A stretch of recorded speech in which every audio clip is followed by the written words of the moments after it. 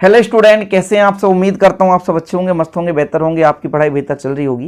Class 11 physics में आप देख ही रहे हैं कि आज क्या पढ़ने वाले हो आप लोग। विराम कोण के बारे में चर्चा करेंगे, साथ में विराम कोण का जो थ्योरम होता है उसको हम प्रूव करेंगे। तो चलिए शुरू करते हैं। सबसे पहले अपन विराम कोण देखते हैं बच्चों है क्या। देखो परिभाषा देखो, जब कोई वस्तु किसी नत समतल पर सीमांत संतुलन की स्थिति में होती है तो नत समतल क्षैतिज में जो कोण बनाता है उसे विराम कोण कहते हैं, जिसे थीटा से प्रदर्शित करते हैं। अब ये नत समतल क्या है, कभी आप साइकिल चलाते होंगे तो देखे होंगे ढलान जो होता है एक नत समतल होता है। मतलब ऊंचे जगह से जब हम नीचे जगह पर आते हैं तो वो नत समतल का निर्माण करता है। क्या करता है? नत समतल का निर्माण करता है। ठीक है, आप कहीं भी देख लो, किसी भी वाहन पर चल रहे हो तो नत समतल आप बना सकते हो। सबसे अच्छा एग्जाम्पल फिसल पट्टी जो होता है आंगनबाड़ी केंद्र में लगा होता है और पार्क में लगा होता है। फिसल पट्टी जो होता है एक नत समतल होता है, मतलब ढलान कुल मिला करके। अब एक ऐसी स्थिति हो कि नत समतल पर वस्तु सीधा रुका हुआ हो। क्या है? रुका हुआ। जैसे देख सकते हो आप लोग, ये हमारा मान लीजिए पृथ्वी तल है और ये नत समतल है। नत समतल मतलब थोड़ा सा झुकाव है, यानी ऊपर से नीचे की ओर आ रहा है। तब ये जो नत समतल की स्थिति में एक वस्तु है जो सीमांत संतुलन की स्थिति में रखा हुआ है। सीमांत संतुलन की स्थिति में मतलब वस्तु बस गति करने ही वाला, लेकिन गति नहीं कर रहा है।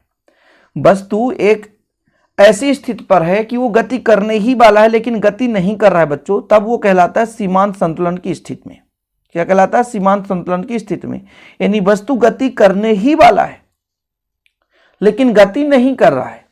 यहां पर एक वस्तु रखा है, ये वस्तु गति करने ही वाला है लेकिन गति नहीं कर रहा है, तब उसके इस स्थिति को सीमांत संतुलन की स्थिति कहते हैं। ठीक है ना? क्लियर है? अच्छे से समझाने के लिए मैं एक और वस्तु का प्रयोग कर सकता हूं यहां पर। तो जैसा कि यहां पे देखो, एक मोबाइल मैंने ले लिया है, मोबाइल ही है। देखो ये मोबाइल है ना, ठीक है। इस पर मैं एक वस्तु रखता हूं, फिर इसको उठाता हूं। तो ये जब मैं इसको उठाता हूं तो ये नत समतल कहला गया और ये वस्तु नहीं गिर रहा है तो इसे हम सीमांत संतुलन की स्थिति बोलेंगे। ठीक है, अब देखो नत समतल है भाई, यहां पर देखो ऊंचाई है। नहीं कह दो सर क्या प्रूफ है, मोबाइल में दिख ही नहीं रहा है। देखो इसके अंदर रिक्त स्थान है, इधर नहीं जा रहा है। ठीक है, इधर रिक्त स्थान है, मतलब ढलान है। ऐसा भी हम कर सकते हैं, ढलान। ठीक है, इसको ढलान हम बना सकते हैं। तो नत समतल मतलब ढलान होना चाहिए और इस स्थिति में कोई वस्तु है तो फिर उसे सीमांत संतुलन की स्थिति में बोला जाता है। मतलब वस्तु गति करने ही वाला लेकिन गति नहीं कर रहा है। तो यहां पर एक वस्तु सीमांत संतुलन की स्थिति में रखा है। ठीक है, और फिर इस स्थिति में जो आपका नत समतल है क्षैतिज के साथ जो भी कोण बनाएगा उसे उसका हम बोलते हैं विराम कोण, जिसे थीटा से प्रदर्शित करते हैं। बस सिंपल है। ठीक, अब जब कोई वस्तु सीमांत संतुलन की स्थिति में होता है, थोड़ा समझने की कोशिश करेंगे। जब कोई वस्तु सीमांत संतुलन की स्थिति में होता है तो उस पर 4 बल कार्य करते हैं, ये तो फिक्स है। लेकिन यहां पर 3 बल कार्य करेंगे। कैसे? एक तो ये वस्तु का भार mg ऊर्ध्वाधर नीचे की ओर। कहां? ऊर्ध्वाधर नीचे की ओर। ठीक, ये थीटा कोण बनाते हैं। मतलब यहां पे केंद्र है और केंद्र से थीटा कोण बनाता है। दूसरा जो बल है वस्तु के गति के विपरीत दिशा में घर्षण बल। देखो घर्षण बल किधर है। यदि ये वस्तु इधर गति करने के लिए कोशिश करेगा, जिधर ढलान होगा, तो इसके विपरीत दिशा में घर्षण बल कार्य करता है। और सबसे महत्वपूर्ण जो बल है ना, वो है अभिलंब प्रतिक्रिया। यानी जो भी वस्तु है उसके लंबवत सीधे ऊपर की ओर। कैसा? लंबवत। अच्छा, जो अभिलंब प्रतिक्रिया होता है इसके विपरीत दिशा में एक बल कार्य करता है। जैसे ये हमारा अभिलंब प्रतिक्रिया ऊपर है, इसके विपरीत दिशा में बल कार्य करेगा। तो ये बल जो है mg cos थीटा होगा। ये कैसे आएगा मैं आपको बताऊंगा। mg 2 घटकों में वियोजित होगा, क्योंकि भाई साहब इस वस्तु में 2 तल बनेंगे। एक क्षैतिज कहलाएगा नत समतल के समांतर और ये हमारा ऊर्ध्वाधर नीचे की ओर। ठीक है, तो इसको 2 घटकों में हम बांटेंगे। अभी मैं आपको समझाऊंगा, बिल्कुल चिंता ना करें। अभी इतना समझो कि जब कोई वस्तु नत समतल पर सीमांत संतुलन की स्थिति पर है तो यहां पर 3 बल कार्य कर रहे हैं। पहली बात, वस्तु का भार mg ऊर्ध्वाधर नीचे की ओर सीधा सीधा। अभिलंब प्रतिक्रिया कैपिटल R OA तल के लंबवत। ये OA तल है, इसके लंबवत ही रहेगा। जिस तल पर वस्तु है उसी के लंबवत वो बल कार्य करेगा, अभिलंब प्रतिक्रिया। ऐसा नहीं कि आप सीधा ऐसा कर दो, ऐसा नहीं भाई। इसके लिए, इस बल के लिए ये तल लंबवत है, यहाँ पे लंबवत है, समझ रहे हो, इसलिए ऐसा ही बल कार्य करेगा। ठीक, तीसरा जो हमारा घर्षण बल है, एक जो वस्तु के गति के विपरीत दिशा में होता है हमेशा। तो इस पर कितने बल कार्य करेंगे, 3 बल कार्य करेंगे। तो हम मान सकते हैं कि माना O एक नत समतल है जिसमें स्मॉल m द्रव्यमान की एक वस्तु रखी है सीमांत संतुलन की स्थिति में, तब जो हमारा कोण ये थीटा है ये विराम कोण कहलाएगा। तब इस पर 3 बल कार्य करेंगे। ठीक है, चलिए इसको लिखना भी है आप लोगों को, थोड़ा सा समझ लीजिए कि माना O एक नत समतल है जिस पर स्मॉल m द्रव्यमान की एक वस्तु सीमांत संतुलन की स्थिति में रखी है और विराम कोण AOB बराबर थीटा है। सीमांत संतुलन की स्थिति पे कितने बल कार्य करते हैं बच्चों, 3 बल कार्य करते हैं। एक वस्तु का भार mg ऊर्ध्वाधर नीचे की ओर, अभिलंब प्रतिक्रिया R OA तल के लंबवत ही लगेगा। ठीक है, Fs जो है सीमांत घर्षण बल है, क्योंकि सीमांत संतुलन की स्थिति पे है तो यहाँ पर घर्षण बल जो होगा वो सीमांत घर्षण बल ही होगा। अब जो mg है इसको 2 घटकों में वियोजित कर सकते हैं, एक mg cos थीटा और जो R के विपरीत दिशा में, और एक mg sin थीटा Fs के विपरीत दिशा में। इसको थोड़ा समझना पड़ेगा बच्चों इस डायग्राम से, बिल्कुल आप चिंता ना करें, मैं आपको समझाने के लिए तो बैठा हूं तो समझाऊंगा ही। ठीक है, इसका मैं कुछ अच्छे तरीके से डायग्राम बनाता हूं, तो यहां पर सेम डायग्राम बनाऊंगा तब समझ में आएगा। ये जो हमारा mg है वो सीधा नीचे की ओर है। ठीक है, इसमें कोई रोक टोक नहीं, mg है।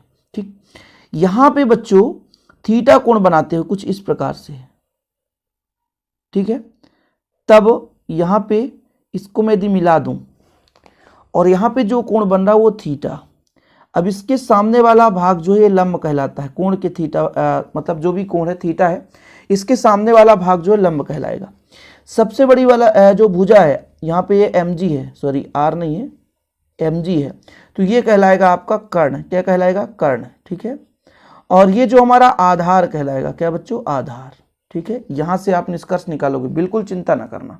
ठीक, अब मैं आपसे कह दूं कि भाई साइन थीटा और कॉस थीटा का फॉर्मेट लगा दो, तो साइन थीटा का आप कहोगे सर होता है लंब बटा कर्ण। क्या होता है, लंब बटा कर्ण, है ना, लंब बटा कर्ण। कर्ण इधर आ जाए, कर्ण का मान कितना है, mg है, बस सिर्फ आप इतना समझो कर्ण का मान mg है, तो लंब बराबर कितना हो जाएगा, mg साइन थीटा। सही बात है, ठीक, कोई दिक्कत तो नहीं। तो देखो ये जो है ये लंब है, ये mg साइन थीटा होगा, यानी यहाँ पे यदि मैं इसको ऐसा मिलाऊं तो mg साइन थीटा, इसी के समांतर ये है, तो ये जो है एक दूसरे के समांतर, इसलिए mg साइन थीटा OA समतल के समांतर है, मतलब OA समतल है इसके समांतर है। ठीक है, अब यदि मैं आपसे कह दूं cos थीटा का फार्मूला बताओ, तो कहोगे आप लोग कि सर आधार बटा कर्ण होता है। कितना आधार बटा कर्ण, कर्ण इधर आ जाएगा जिसका मान mg है, तो mg cos थीटा बराबर आधार। ठीक है, आधार मतलब ये जो आधार है, देखो ये आधार है, यहां पर मैंने माना ऐसा आधार है, इस आधार पर कितना लग रहा है, mg cos थीटा, तो mg cos थीटा यहां पर है। तो अब तो समझ में आ गया होगा कि जो mg है इसको 2 घटकों में वियोजित कर सकते हैं, एक mg cos थीटा जो कि r के विपरीत है, r ऐसा देख सकते हो, इसके जस्ट विपरीत mg cos थीटा है, जस्ट विपरीत है बच्चों, समझ रहे हो।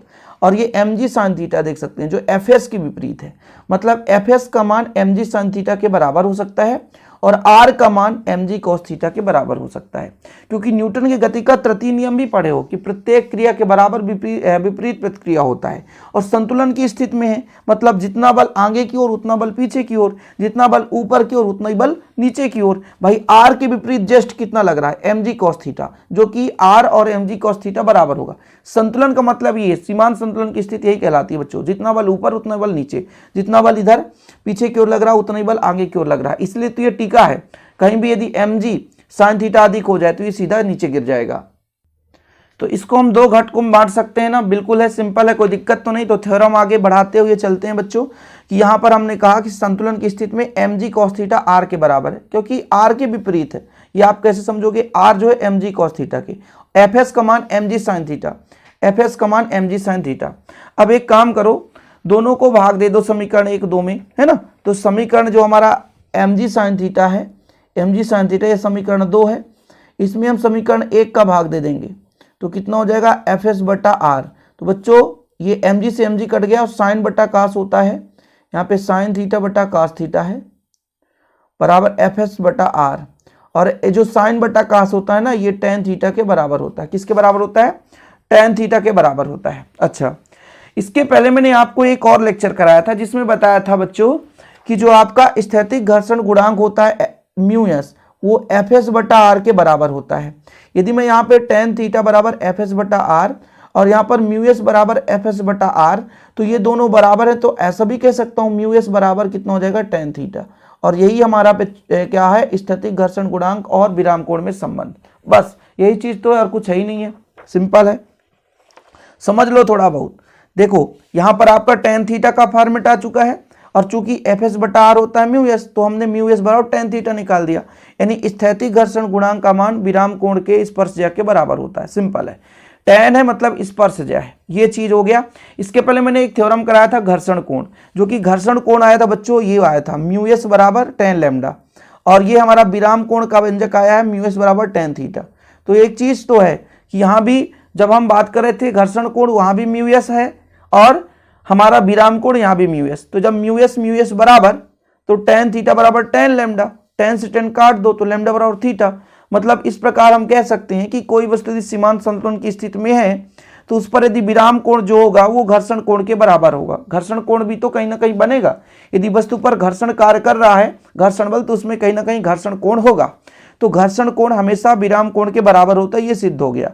और इस प्रकार से आज का थ्योरम भी कंप्लीट हो गया। छोटे छोटे लेक्चर के माध्यम से आपको वीडियोस प्रोवाइड किए जाते हैं, ताकि आप लोगों का जो भी डाउट हो वो दिक्कत ना हो सके और आप अच्छी तरीके से तैयार कर सकें।